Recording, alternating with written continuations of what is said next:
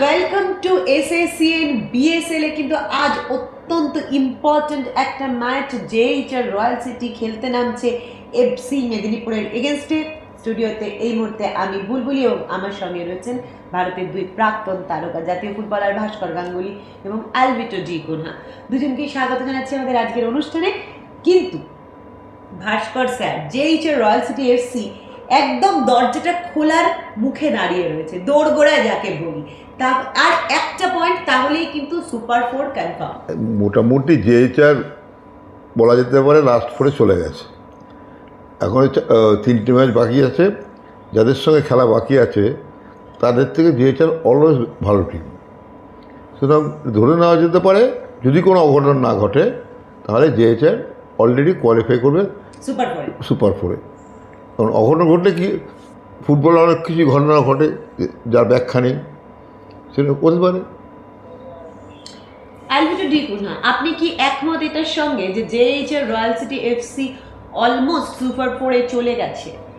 না, ঠিকই, কিন্তু দেখো ওদের কাছে একটা উইন দরকার আছে, কারণ লাস্ট কয়েকটা ম্যাচ তারা কিন্তু অনেক দিন হয়ে গেছে একটা ম্যাচ জিতেনি। যেভাবে ওরা শুরু করেছে আমি তো তখন মনে করেছিলাম they are one of the best team, আর এখন অব্দি আমি বলবো they are one of the best team, কিন্তু লাস্ট কয়েকটা ম্যাচে একটা ওরা উইন পায়নি। আমার মনে হয় এইটা ওদেরকে মাথায় আনতে হবে কি কেন আমরা জিততে পারছি না, কোন জায়গায় কী সমস্যা।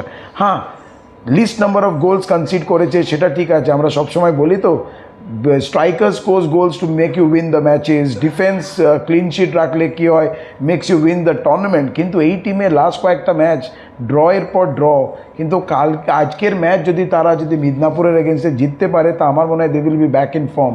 তাদেরকে নিয়ে অনেক টিমের চিন্তাভাবনা, কারণ শাহিদ রহমান ভালো কোচ, প্লেয়াররা অনেক জায়গায় তুমি দেখো আমির টুডু থেকে শুরু করে কলিবালি, জোটা, হয়তো রবি হাঁসদা নেই, কিন্তু এই টিমের অনেক স্ট্রেংথ আছে, অনেক রিপ্লেসমেন্টস আছে। আমরা সবসময় বলি ফুটবল এমন একটা জিনিস কি বেঞ্চ স্ট্রেংথ যার ভালো তাদের চান্সেস অনেক বেশি। আজকে এই টিমের আমি বলবো বেঞ্চ স্ট্রেংথ অনেক স্ট্রং, তো এই কারণে তারা একটু ওয়ান অফ দ্য কন্টেন্ডার্স। কিন্তু আজকের ম্যাচ তারা যদি জিততে পারে আমি বলবো they are once again back in the race for the contention. Bhaskar sir, আপনার সঙ্গে আমরা লাস্ট দিন এফসি মেদিনীপুরের ম্যাচটা দেখেছিলাম এবং বর্ধমান ব্লাস্টার্সের এগেনস্টে এফসি মেদিনীপুর 4-1 গোলে হারলেও আপনি নিজেও বলেছিলেন যে এফসি মেদিনীপুর কিন্তু অনেকগুলো ওপেন চান্সেস পেয়েছিল, ওদের যে ফরেনার দুজন রয়েছে তারাও কিন্তু যথেষ্ট পারফর্ম করেছে এবং একজন ফরেনার তো হাফ চান্স থেকে গোল কনভার্ট করেছে।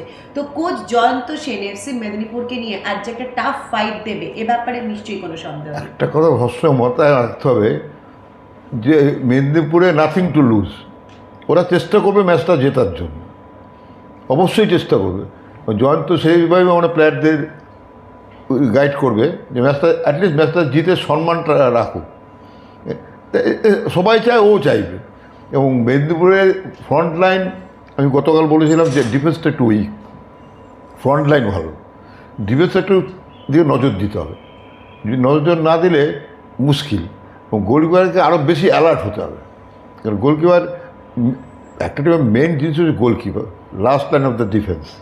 ও যদি কোনো ভুল করে ফেলে না, তার জন্য সার্টিফিকেট খেসারত দিতে হয়, এটা মাথায় রাখতে হবে, এটা মাথায় সবসময় মাথায় রাখতে হবে।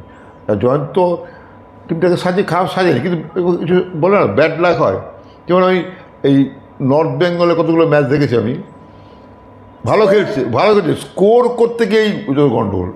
আজকেও দেখলাম যে ফাঁকা বল ট্র্যাপটা ফুট করলেই গোল, ট্র্যাপটা করলে বাইরে চলে গেল গোল হাতে। লাক একটা ফ্যাক্টর, এটা সবসময় মানতে হবে ফুটবলে বা যে কোনো স্পোর্টসে, লাক একটা factor.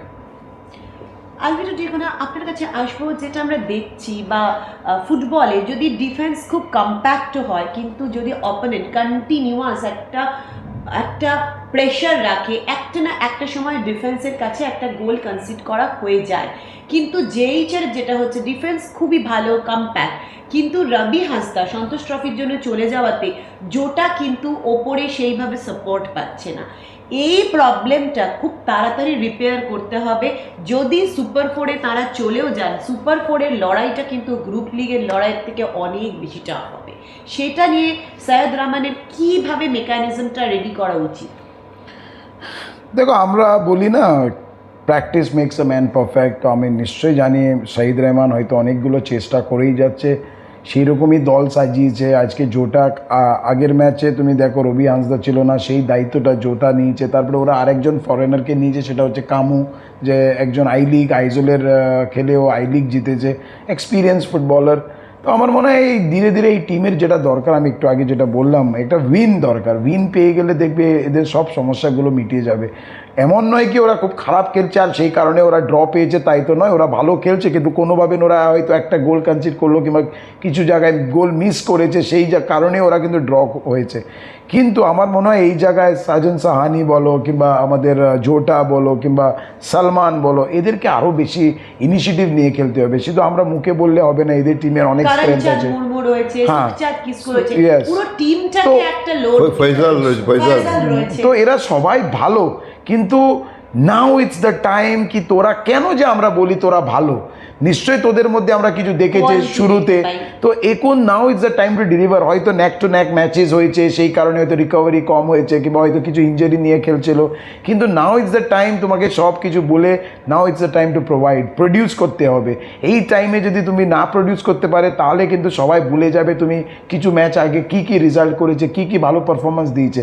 But now it's high time, কারণ হচ্ছে আমি সবসময় বলি এই টাইম হচ্ছে তোমাকে টপ গিয়ারে দিয়ে চলে যেতে হবে।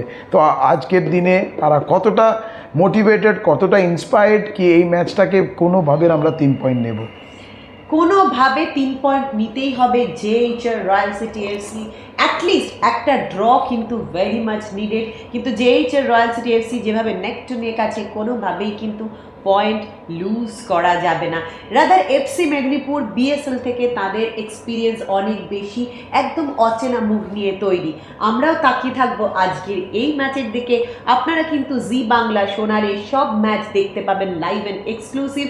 সেই সঙ্গে অ্যাপ স্টোর বা প্লে স্টোর থেকে ডাউনলোড করবেন জি5, এবং জি5-এর লাইভ স্ট্রিমিং দেখতে পাবেন বিএসএল এর প্রত্যেকটা ম্যাচের।